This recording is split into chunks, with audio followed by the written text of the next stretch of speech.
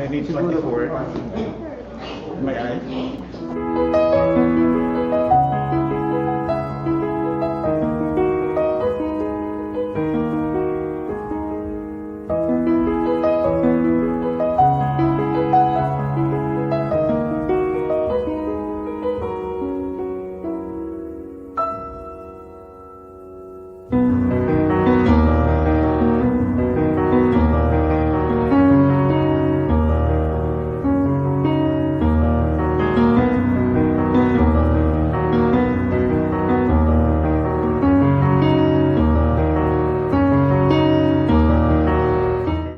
Join us there, please. The two of you. Please.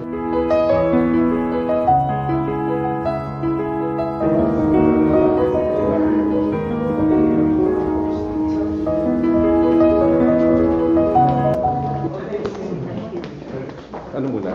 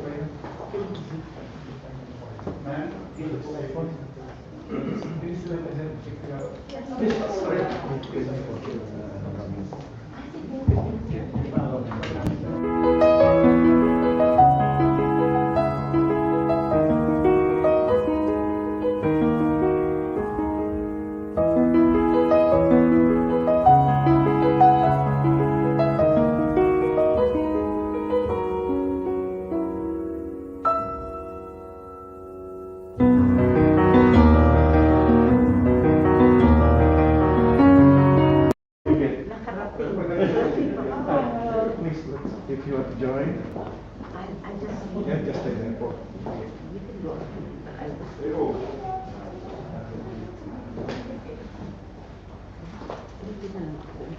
Pwede rin sa tawag dito, ako na.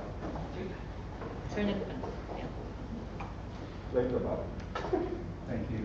magandang hapon po sa inyong lahat at isang manibong bagong taon. Good afternoon, Happy New Year to everyone here as well as those watching virtually. We are live streaming on Facebook. I am Vice Consul Tanya Ramiro.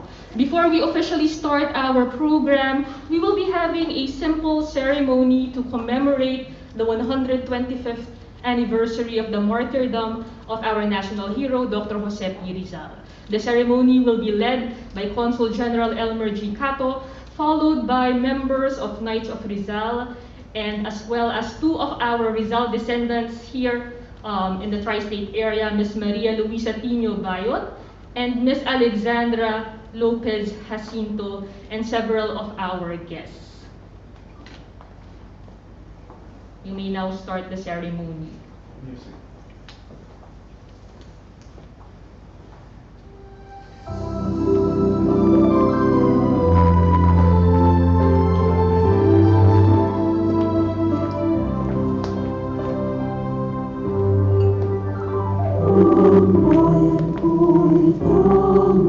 Ikaw,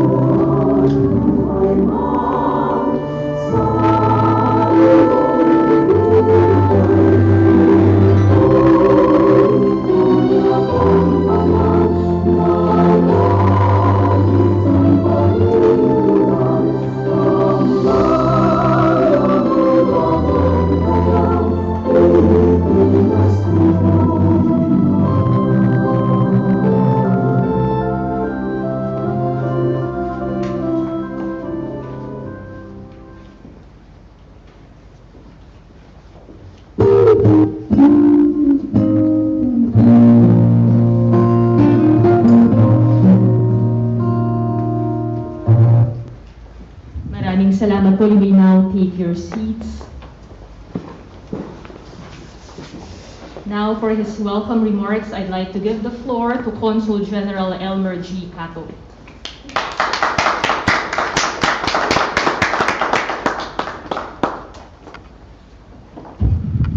Magandang gabi po sa inyo lahat.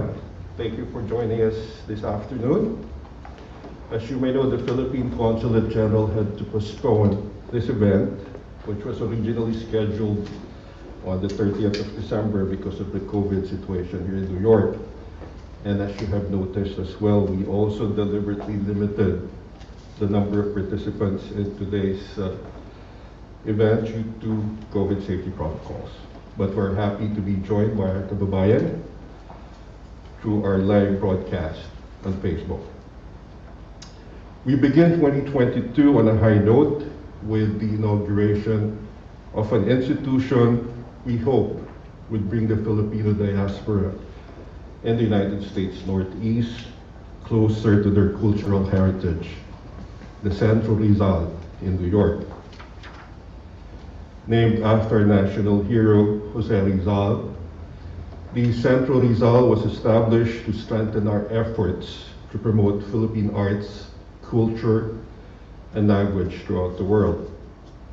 With over 10 million Filipinos spanning the globe, Sentro Rizal serves as a platform to reignite our Filipino pride, strengthen the Filipino identity, and promote the soft power efforts of the Philippines. The 36th of its kind in the world, Sentro Rizal, New York, is also under the auspices of the National Commission for Culture and the Arts. In the coming months, it will hold a series of programs and activities with the support of the NCCA. It will also serve as repository of Filipiniana materials in the form of books, CDs, and artworks to allow the public to fully immerse themselves into the Filipino culture. Today is indeed a historic moment for the Filipino community as it comes in the heels of the 125th anniversary commemoration of the life and legacy of our national hero and the 10th anniversary of Sentro Rizal, which was created under the National Cultural Heritage Act of 2009. This is a triple milestone, which we will not be able to achieve if we have not been successful in strengthening the ties that bind the overseas Filipinos and our inang bayan. It is because of kababayan like you that we are having this inauguration this afternoon. It is our hope that Sentro Rizal, New York, will be a great opportunity for all of you to contribute to our cultural diplomacy efforts. In closing, I would like to thank the following members of the Knights of Rizal: Supreme Council Member Sir Ferdinand Suba, Sir Emilio Quines, Sir Rally Manakay, Sir Kin Aranyes, Sir Doc Ino Santos, Sir Nono Aquino, Sir Elmer Labo, and Sir Ernie Martinez for their generosity in helping make Sentro Rizal more conducive for study and research. Finally, I wish to express my appreciation to the National Commission for Culture and the Arts, whose chairperson serves as our guest of honor tonight, for approving the establishment of Sentro Rizal in one of the cultural capitals of the world, New York City. Allow me now to introduce to you our guest of honor and speaker, who flew all the way from the Philippines to join us on this historic occasion. On December 7, 2020, our guest of honor received the Fernando Po Lifetime Achievement Award on the 38th Annual Film Academy Awards, spearheaded by the Film Academy of the Philippines, in recognition of his invaluable contribution and devotion to the film and arts industry. An actor, director, and producer for the past 60 years, he began his involvement in arts and culture during his college days in the University of the East, where he founded the University of the East Dramatic Guild. Our guest of honor also co-founded the Philippine Educational Theater Association, or PETA, with Cecil Guidote Alvarez, and together with national artists for film, Fernando Po Jr., Lino Broca, and Ishmael Bernal, founded ang Kapisanan ng mga Direktor ng Pelikulang Pilipino, the first ever Directors Guild in the Philippines. Among the films he directed were Anak ng Dilim, Ulo ng Gapo, Flor de Liza, and Markadong Angel. Ladies and gentlemen, let us all give a round of applause to the man behind NCCA himself, Chairperson Arsenio Niclisaso.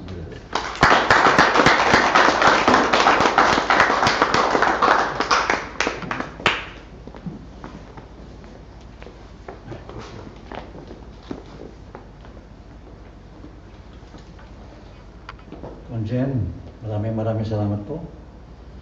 Vice Consul Tanya, maraming salamat sa inyo. And to the staff of the Consulate of the Philippines and guests this afternoon, the Rizal Group, my friend Dolly Villanueva, Butch Josue, Jerry, thank you very much for being with us. Yes, Sentro Rizal.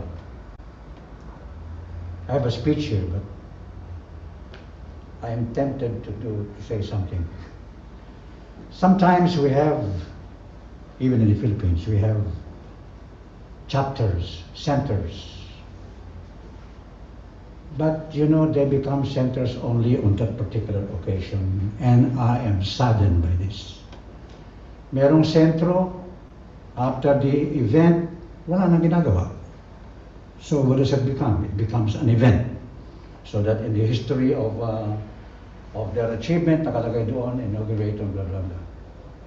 I don't believe in that. I think we have a Consul General today who's willing to make the Consulate, Sentro Rizal, and Consulate here in New York to be the #1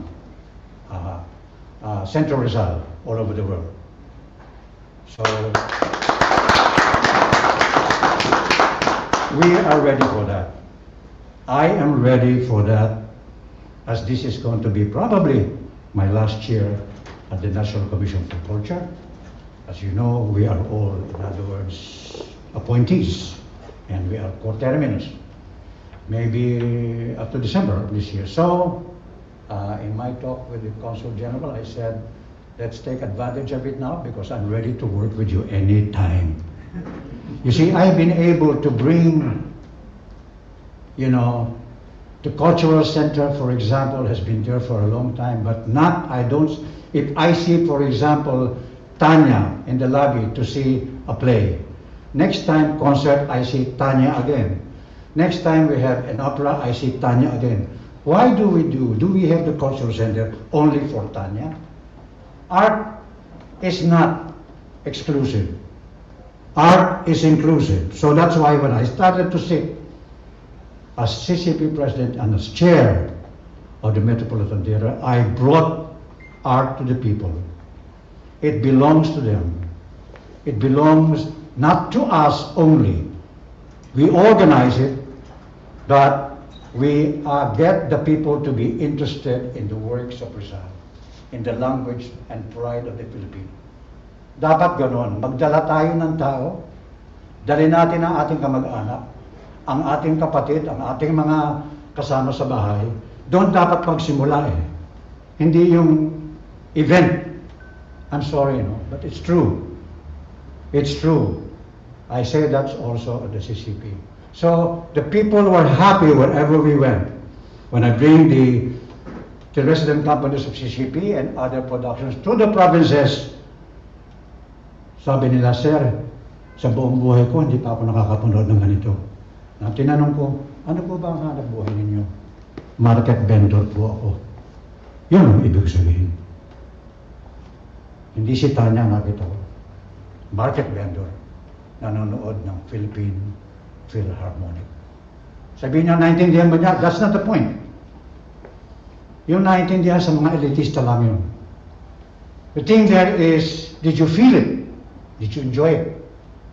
Because after that, after enjoying it, and after feeling it, later on you will transmit the same to your children, and maybe one of your children, one of your apostles, will be the great violinist, the great writer, poet of the Philippines. Yun po ang ibig sabihin ng Sentro Rizal. Sa palagay ko po, I'm tempted to say that because I feel it should be that. New York is now the U.S. state with the third largest population of Filipino Americans and home to thousands of overseas Filipinos. It is also home to a community that respects and appreciates their Filipino heritage and culture. We believe that the establishment of Sentro Rizal, New York, will help our kababayan dito po sa New York.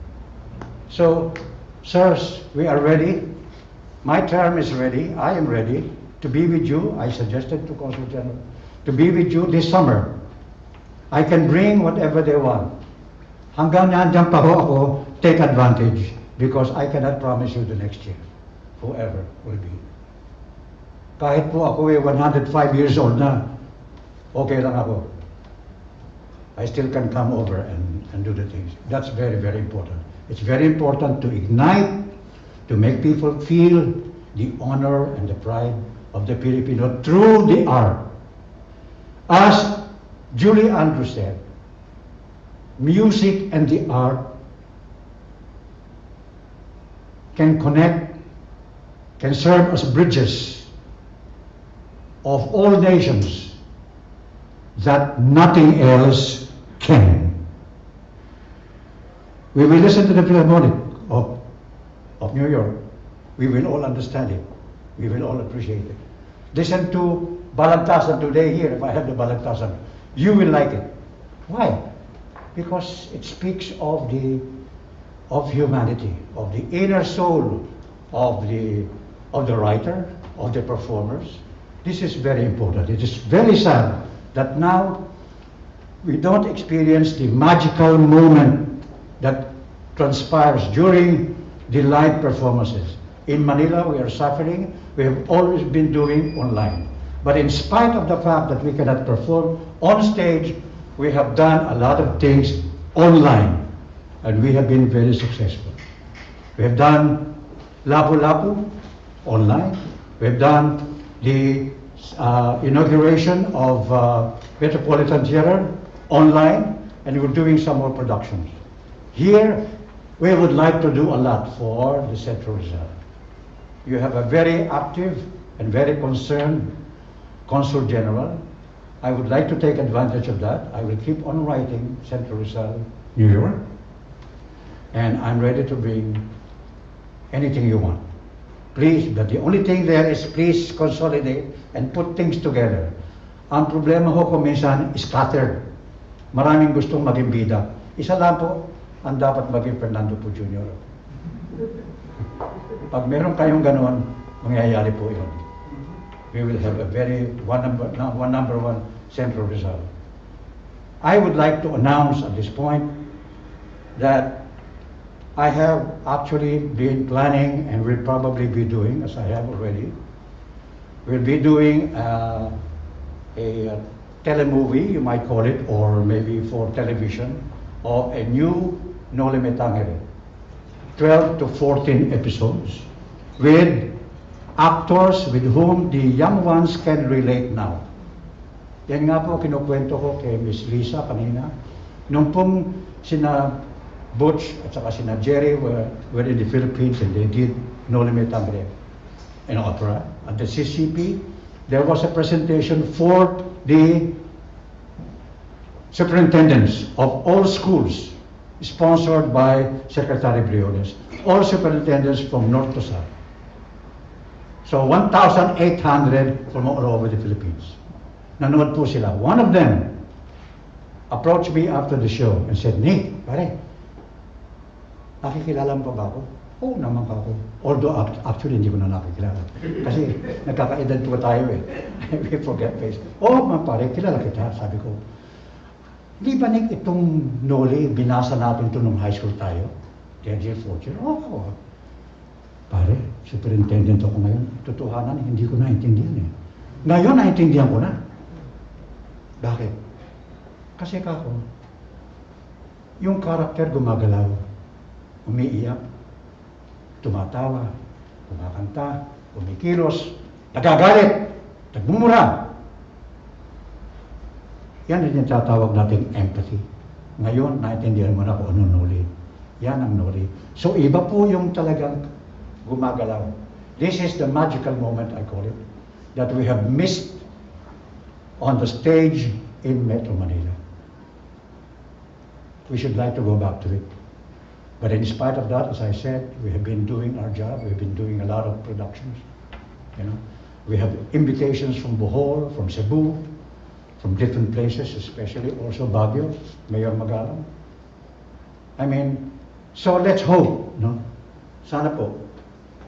Let's begin. I'm willing to help Sentro Rizal, New York, to be the number one Sentro Rizal in the whole world. And we're ready to help you by August or summer of this year, anytime.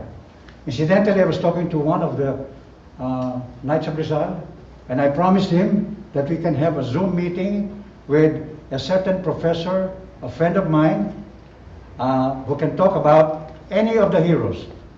Rizal, Mabini, General Luna, etc. He would talk about them as if he were living during that time. Hindi pa lecture.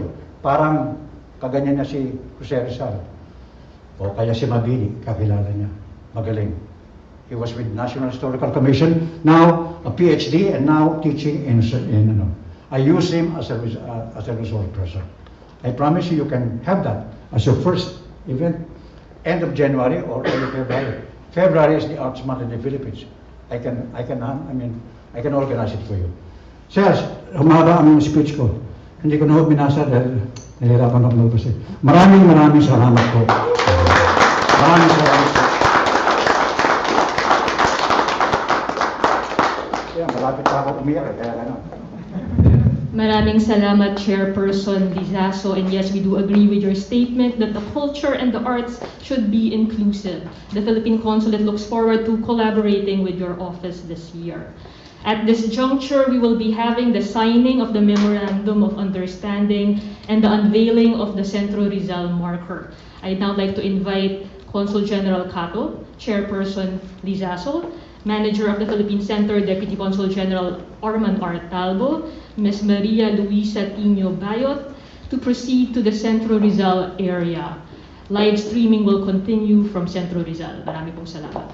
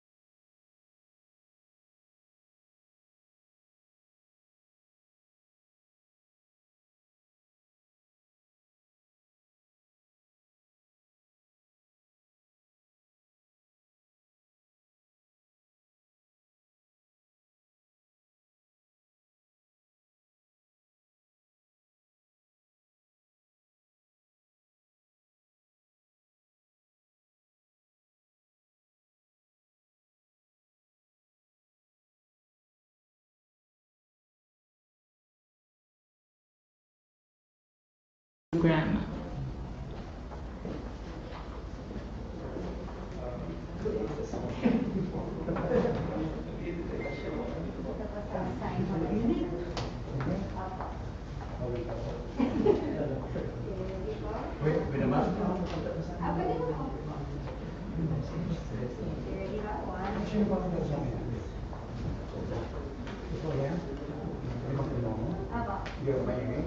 Yes, I'll get it from myself.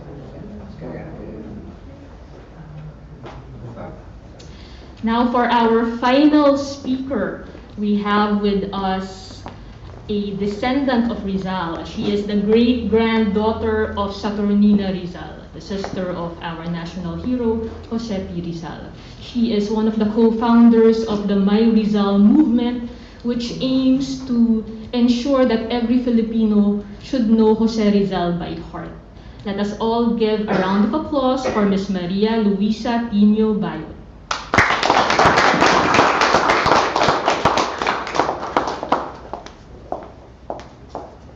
Hello, good evening. Thank you, Consul Cato and Tanya, for inviting me to be here tonight. I'm humbled and honored.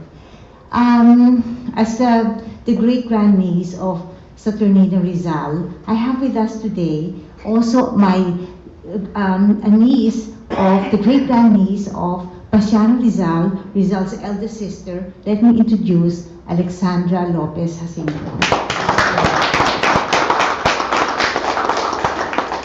Alright, through our childhood, I would hear legends and stories about him through families, for our aunties, lolas, and lolos. And books written by family members such as Sonny Bantug. She wrote a book called Lolo Jose. Perhaps maybe it would be good, it would be interesting to have this in the Sentro Rizal. And one that's out of published. It was written by Stanislao Arbosa. He is the nephew, the grandnephew of Jose Rizal, Maria Rizal's side.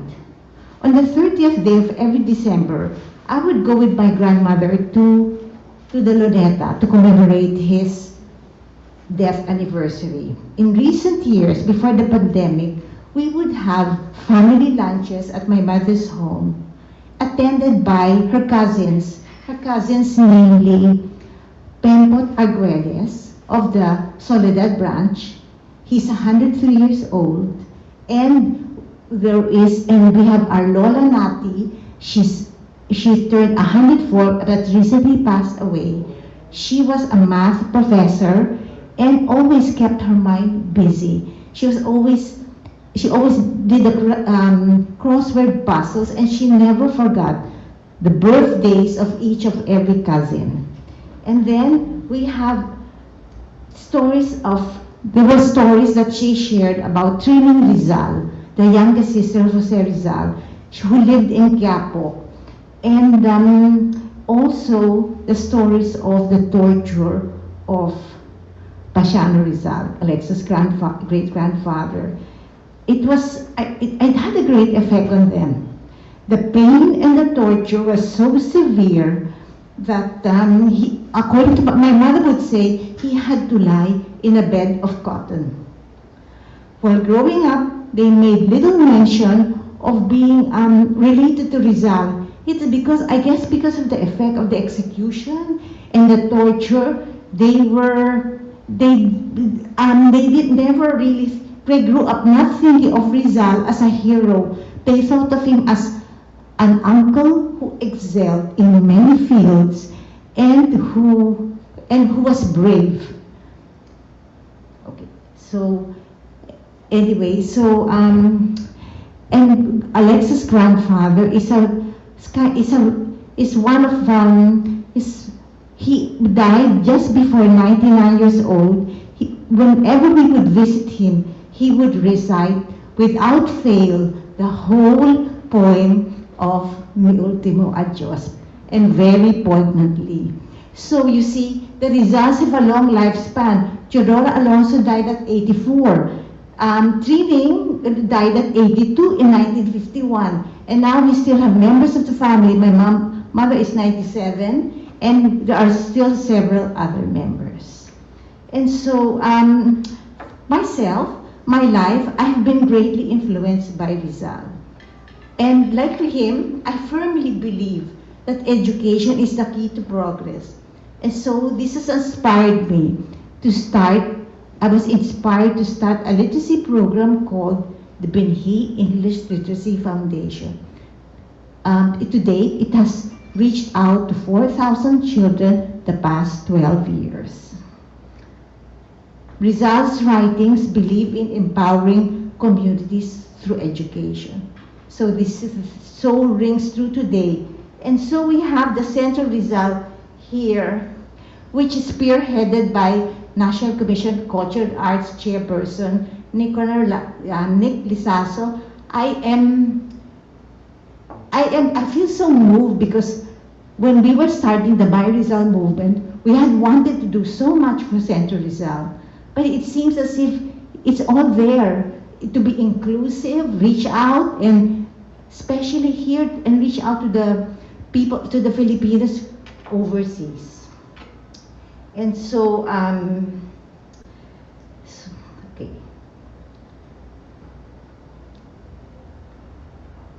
So with the opening of Sentro Rizal, but we should always remember that Rizal was a Renaissance man. Rizal, as a figurehead of Sentro Rizal, as a Renaissance man, he was the Philippines' true Renaissance man. The Renaissance man from Calamba, Laguna. He was all. He was poet, linguist, scholar, surgeon, and many much more. So, through today, with the Sentro Rizal, with Rizal, no matter where he was, where he lived, while he was abroad, he always thought, he always wrote about his country, his motherland, and his viewpoints. His pen was his sword. So today, through Sentro Rizal, and to my fellow Filipinos who are here with us today overseas, we can all dream our motherland into a better place. We can all savor what it means to be true to ourselves as Filipinos. We can all give of our intellect and talents to the national life of our motherland. The challenges brought today by the pandemic is all around us. And it comes to my mind Rizal's last few years in exile in Dapitan, where he was cut off from family, friends, and in unfamiliar surroundings. But instead of wallowing in misery in the 4 years he lived there, he was able to uplift himself. He focused on community development and where he built an ideal society in Dapitan. So those years turned out to be one of the most happiest and most fulfilling times in his life. Today is a day of celebration to honor our history and traditions while glimpsing at the future with confidence, hope, and promise. Thank you, good night, and keep safe. Maraming salamat, Ms. Pino Bayot and Ms. Lopez Jacinto. We hope rather, that the Rizal family continue to promote Jose Rizal's legacy, the country's first Renaissance man. So now, before we conclude the program, Consul General Cato, on behalf of the Philippine Consulate, would like to present a token to our guest of honor, Chairperson Lizaso.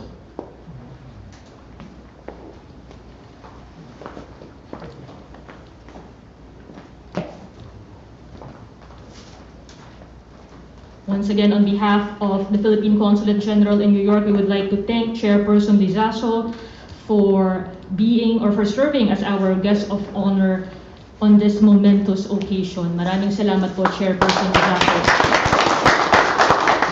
And finally, Consul General Cato would also like to present a token to one of our Rizal descendants present, Ms. Maria Luisa Pino Bayot. Maraming salamat, Ms. Bayot, for serving as one of our speakers.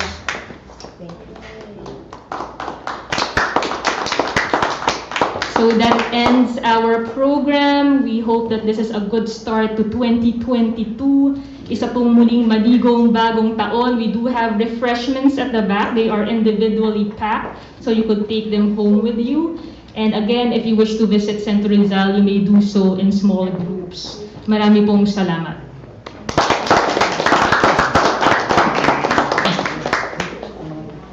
Oh, I'm sorry, let's have a quick photo op. Again, please do keep your masks on. Doon sa loob, human rights, Sir, what do you- lahat? maybe Huwag na lahat siguro. for the first photo op, may we have Consul General Elmer G. Cato, Ms. Maria Luisa Pino Bayot, Ms. Alexandra Lopez Jacinto, Mr. Martin Burstenberger at the Sentro Rizal area for a group photo op. Together with, of course, NCCA Chairperson Arsenio Lizaso. Later on, we will be asking members of the Knights of Rizal to accompany the Chair and Consul General Cato at the Sentro Rizal area. Again, we have to do this in small groups as a safety precaution.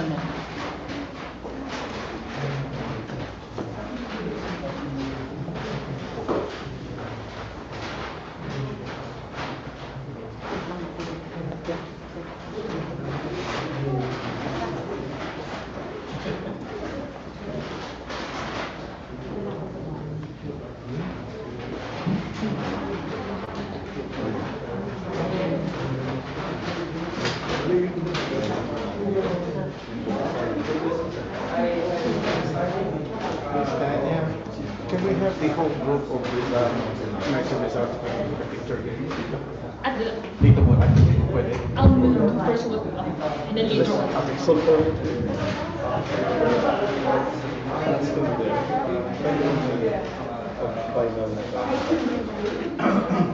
We now would like to invite members of the Knights of Rizal to proceed to the Sentro Rizal area to have their photo taken. Knights of Rizal. Knights of Rizal, please.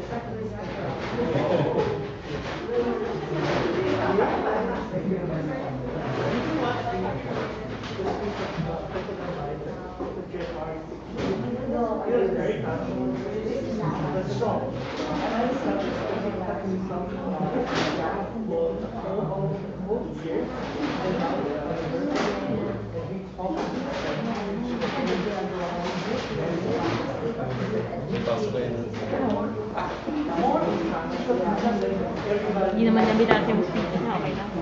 Itong kopya mo, isa sa kanya. Isa sa kanya. But the date The other one with me. Okay lang yan. Ako na maglalagay yung... Kasi bigay ko muna ito sa inyo.